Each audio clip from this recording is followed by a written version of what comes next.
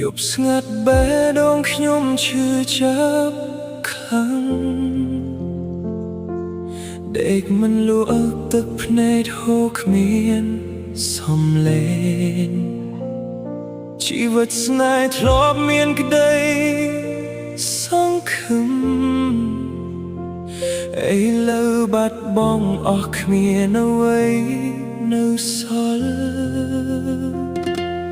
អូនដែលធ្លាប់នៅចិត្តខ្ញុំរាល់ថ្ងៃនេះបដូរចិត្តទៅរកអ្នកថ្មីពីមុនក្រមិនក៏អូននៅក្បែរបងឥឡូវលែងស្គាល់ស្នេហ៍ដែលធ្លាប់ស្រឡាញ់បងសួរខ្លួនឯងរាល់យប់